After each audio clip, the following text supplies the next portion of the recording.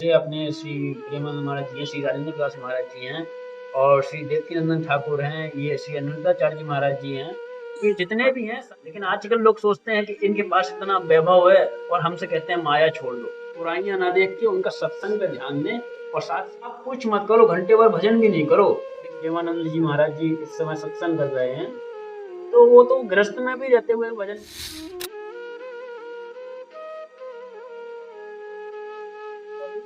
आप सभी भक्त प्रेमियों को राधे राधे। आज एक बार फिर से आप सभी का मध्य एक और नए संत महात्मा के दर्शन कराने के लिए जुड़े हैं और इस वीडियो के माध्यम से उनके भावों को आपसे समक्ष रखते हुए उनके माध्यम से सत्संग का थोड़ा सा जो है आपके समक्ष इस वीडियो के माध्यम से रखते हैं और आपको उनके दर्शन कराते हुए उनके जो लीला है या उनके जो भाव ठाकुर जी से कैसे किस तरीके से जुड़े हैं और किस तरीके से उनका ब्रज में आगमन हुआ और ब्रज का क्या भाव उनके जो है साथ जुड़ा हुआ है, वो सभी को जो है इस वीडियो के माध्यम से आप सभी तक पहुंचाएंगे। तो आइए सर्वप्रथम महाराज जी राधे राधे। सर्वप्रथम महाराज जी आपका सब नाम जानना चाहिए। राधे राधे कैसा और गुरुदेव दासानुदास गुरुदेव भगवान का दिया हुआ प्यारा सा नाम दासानुदास गुरुदास नाम है। सभी संत भगवान के पास मिला हुआ ये नाम। और एक छोटा सा आपसे अनुग्रह करेंगे, अगर आप बताना चाहें तो कि आपकी जन्म स्थल या जन्मभूमि कहाँ से किस प्रदेश से रही है। महात्माओं के दो तरह के जन्म होते हैं, एक आध्यात्मिक जन्म होता है, एक भौतिक जन्म होता है। तो भौतिक जब संसार हमने त्याग दिया है तो फिर भौतिक संसार से हमारा कोई मतलब है नहीं, और आध्यात्मिक जन्म है जो गुरु दीक्षा होती है, वही आध्यात्मिक जन्म होता है हमारा। आध्यात्मिक जन्म के उससे जो जहाँ हुआ, जैसे हमारी जहाँ गुरु दीक्षा हुई वही आध्यात्मिक जन्म हुआ, वहाँ से हमारे अध्यात्म की शुरुआत हुई। हम भगवान के चरणों में भक्ति करके भगवान तक कैसे पहुँचे, ये हमको अध्यात्म के द्वारा प्राप्त हुआ, तो आध्यात्मिक जन्म हुआ। तो इस देश में आने के बाद में फिर आध्यात्मिक जन्मभूमि का ही महत्व रह जाता है। तो आध्यात्मिक जन्मभूमि अपना श्री वृंदावन धाम श्री सुदामा कुटी में है। अपने जो श्री गुरुदेव भगवान का नाम श्री परम पूजनीय सदगुरुदेव भगवान प्रातः स्मरणीय प्रातः वंदनीय श्री श्री 108 गौ सत्य सेवी श्री अमरदास जी महाराज जी, ये अपने श्री गुरुदेव भगवान हैं, उन्हीं की कृपा पात्र हम हैं। हमारा नाम श्री दासानुदास दास से सभी संतों का दिया हुआ प्यारा सा नाम दास नाम है। महाराज जी आपकी क्या प्रेरणा या क्या भाव लगा जो ठाकुर जी से आप जुड़ोगे, क्या ऐसा भाव? ऐसा भगवान से कुछ फैमिली में भी हमारे ऐसे रहा पहले कि भगवान से जुड़ाव ज़्यादा रहा और भगवान की भक्ति लोग ज़्यादा करते रहे, तो हमारा भी भाव आया, हम भी किए भक्ति। तो जो बचपन के जो कुछ संस्कार होते हैं उनसे प्रभाव पड़ा अपने बड़ेपन पे भी, तो महात्माओं की संगत हुई, महात्माओं की संगति से कुछ और अच्छा प्रभाव आ गया, तो इसलिए जीवन में कुछ बदलाव भी आ गए और भगवान की तरफ और बढ़ने का मौका मिला। और क्या है कि आजकल देखने में आता है कलयुग में हर कोई इंसान कहीं या कोई भी जैसे कि व्यक्ति है या पुरुष है, तो वह अपने जीवन काल के लिए देखिए नया फ्यूचर बनाने के लिए या तो नौकरी कर रहा है या कोई ना कोई अच्छी ऐसे कोई कारोबार कर रहा है, ऐसा कुछ कर रहा है, तो क्यों ना आपने वह रास्ता चुन करके भक्ति का मार्ग चुना। देखिए, जो भी ये संसार का भौतिक कार्य हैं ये तो ठीक है, अच्छा है, करने भी चाहिए क्योंकि जरूरी भी हैं, लेकिन कुछ अध्यात्म मार्ग में चल के कुछ अपने आत्म कल्याण के लिए भी कुछ कार्य करने जरूरी हैं। तो किसी किसी को जो स्वतंत्र हो जाता है, भाई घर बार छोड़ देता है, तो उसको थोड़ा ये अध्यात्म मार्ग में थोड़ा आसानी हो जाती है जल्दी भगवान तक पहुँचने के लिए या भगवत आराधना करने के लिए ज़्यादा समय मिल जाता है और महात्माओं को सत्संग भी मिल जाता है। खास तीर्थ क्षेत्र में रहते हैं तो तीर्थ क्षेत्र का वास भी मिल जाता है। इस देश में आने का यही फायदा है। और गृहस्थ में रहने से क्या है, धाम तीर्थ तो मिलेगा नहीं हमको और शांति भी मतलब की बहुत मुश्किल ही है। लेकिन गृहस्थ जीवन में भी हमको अध्यात्म से जुड़ के रहना चाहिए और महात्माओं से जुड़ के, संत महात्माओं से की संगत में रहना चाहिए, उनका सत्संग में रहना चाहिए। उनकी जो आजकल जो समाज में महात्माओं के प्रति घृणा जो उत्पन्न होती है लोगों में, ऐसी भावना नहीं रहना चाहिए। संत हो असंत हो, क्योंकि जो गोस्वामी जी श्री रामचरितमानस में चौपाई लिए हैं, बंदो संत असंत जन चलना, वो भी संतों की और असंतों की दोनों की वंदना कर रहे हैं। ऐसे हमको समभाव रखना चाहिए सभी संतों में कि अच्छा हो चाहे बुरा हो, हमको उसमें संत भाव देखना, संत भाव से उसकी पूजा करनी है। जब अच्छे गुण हो तो अच्छे गुण ग्रहण कर लिए, जिसमें अगर बुराइयां देखें तो उसको छोड़ दिए। इसी तरीके से हमको सत्संग करते रहना चाहिए, महात्माओं के संग में रहना चाहिए और महात्माओं के सत्संग का साथ साथ अपने अध्यात्म का भी मार्ग चुनना चाहिए। जो भौतिक कार्य हैं वो तो करना वो भी जरूरी है, क्योंकि कई सभी सन्यासी हो जाएंगे तब भी गृहस्थ आश्रम फिर कैसे चलेगा, और जो है ये संसार कैसे चलेगा। तो गृहस्थ आश्रम भी जरूरी है, लेकिन जिसको जैसे गृहस्थ आश्रम माता पिता की सेवा में अगर कोई और भाई बंधु हैं और हम अगर एक्स्ट्रा हैं तो हम अकेले भी अपना चुन सकते हैं मार्ग, अपना अलग भी चुन सकते हैं। और नहीं है कोई, उनकी माता पिता की सेवा भी जरूरी है कि माता पिता की उन्होंने जन्म दिया है हमको, तो वो भी सेवा जरूरी है। तो उसकी सेवा में अगर भाई बंधु हैं हमारे, तो अगर हम अलग हो जाते हैं तो हमारे परिवार को कोई कष्ट नहीं होता है भक्ति मार्ग में हमारे जाने से, और हमारे परिवार को किसी चीज को कष्ट नहीं होता है, तो अपने निकल सकते हैं। नहीं तो अगर हम भौतिक जीवन में भी अध्यात्म से जुड़ के रह सकते हैं, क्योंकि श्री वृंदावन धाम में जो आज श्री प्रेमानंद जी महाराज जी इस समय सत्संग कर रहे हैं, तो वो तो गृहस्थ में भी रहते हुए भजन के मार्ग बताते हैं। वो ऐसे महापुरुष को श्री राजेंद्र दास जी महाराज जी जो श्री वृंदावन धाम में मरुत पीठाधीश्वर हैं, ऐसे ही कई संतों के सत्संग सुनने चाहिए जो जिन सुनने योग्य भी हैं और जो शास्त्र सम्मत बात बताते हैं। ऐसा नहीं कि जो मन में आया वो बोल दिए, तो शास्त्र सम्मत बात बताते हैं उन संतों को सत्संग करना चाहिए, और हमको अध्यात्म की तरह गृहस्थ के साथ साथ में अध्यात्म की तरफ भी बढ़ना चाहिए।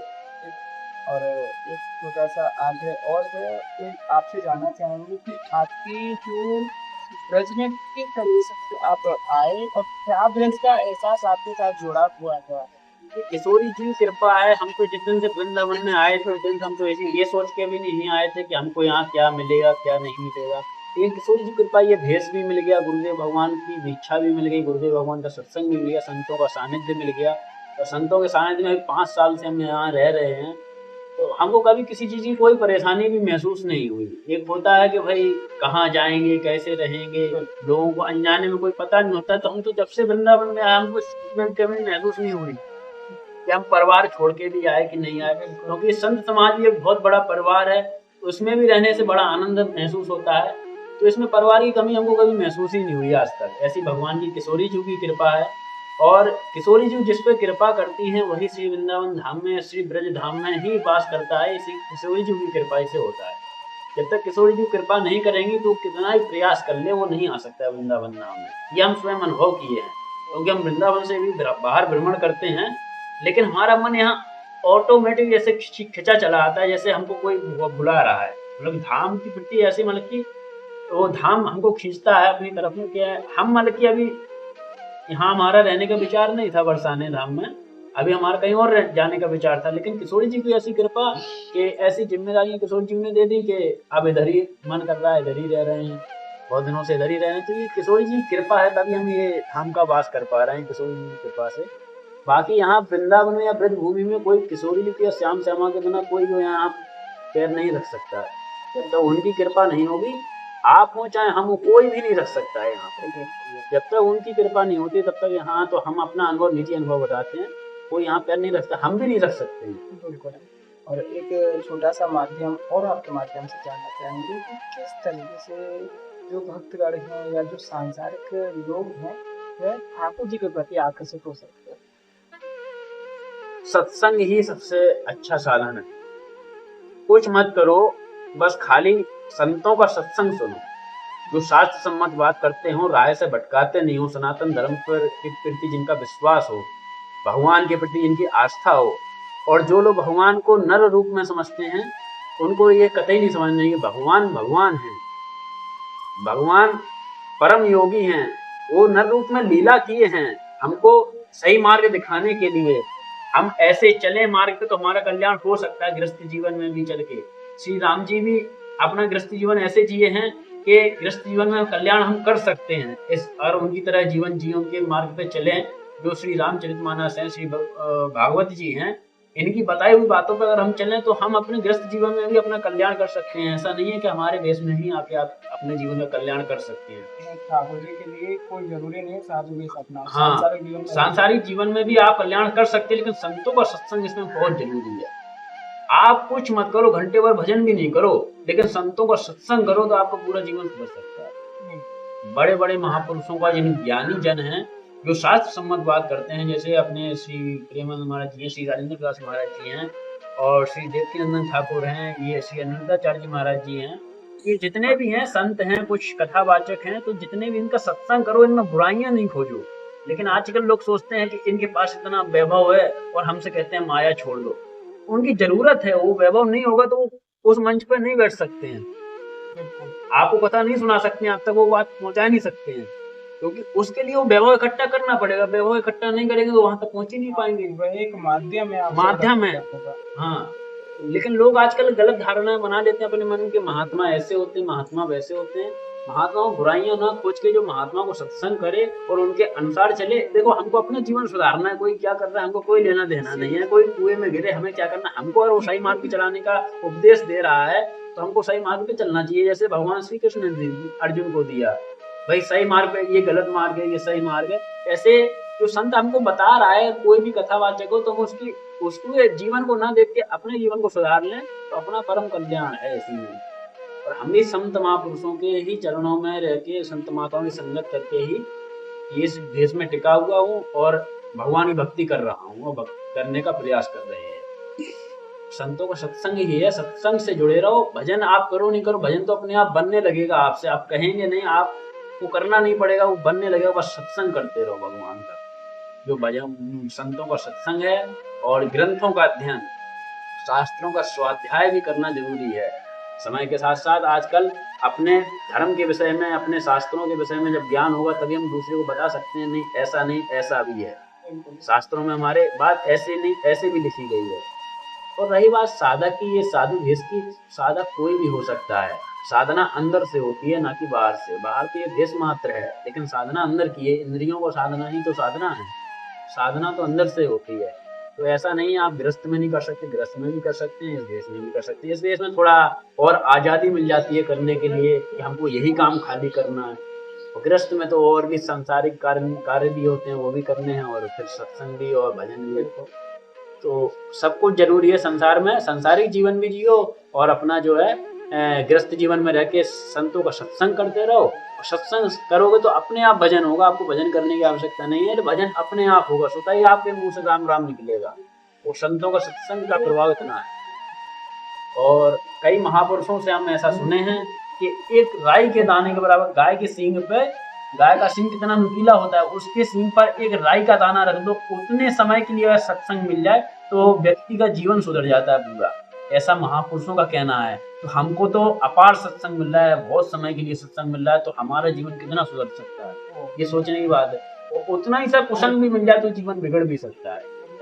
गाय के सींग में कभी राई का दाना देख के देखना, सरसों का दाना देख के, तो कितनी देर टिकता है, उतनी देर के लिए महात्मा बताते हैं। सत्संग या मिल जाए तो जीवन सुधर सकता है, उतनी देर के लिए कुसंग मिल जाए तो जीवन बिगड़ सकता है। इसलिए सत्संग बहुत जरूरी है, महात्माओं का सानिध्य बहुत जरूरी है। उनमें बुराइयां ना देख के उनका सत्संग पे ध्यान दें और साथ संबंध जो बातें हैं उन पर ध्यान दें और अपने जीवन में अनुसरण करने का प्रयास करें, क्योंकि एकदम सभी से कोई चीज नहीं होती। आप कहो आज हमने आम का पेड़ लगा दिया और आज ही वो फल देने लगे तो नहीं देगा। आप आम लगाएंगे, उसको रोज सींचेंगे नियम से और उसकी जो जरूरतें हुई वो पूरी करेंगे, तभी वो समय आने का फल देगा। तो इसी तरीके सत्संग है, आप रोज सत्संग सुनेंगे, कभी ना कभी वो आपके दिमाग में बैठ जाएगा, आपके अंदर स्वतः भगवान का भजन होगा। बहुत ही सुंदर भाव आज महाराज जी के माध्यम से जाना आप सभी ने, और एक बहुत ही गहराई की बात महाराज जी के माध्यम से आप सभी तक पहुंची कि उन्होंने बोला कि इंद्रियों को साधना ही साधना है। साधना का मतलब क्या है कि जैसे कि महाराज जी ने बताया, इंद्रियों को साधना जैसे कि कंट्रोल करना। अगर आप अपनी सातों इंद्रियों को कंट्रोल कर लेते हो, यही आपके लिए साधना है। और भगवत प्राप्ति के लिए जो है आप ज़्यादा से ज़्यादा संत जनों का संग करें, और यही सत्संग है। और इसी तरीके से भावपूर्ण जो वीडियोस को देखने के लिए और संत महात्माओं के दर्शन करने के लिए हमारे साथ जुड़े रहें। आपसे भक्त प्रेमियों को राधे राधे।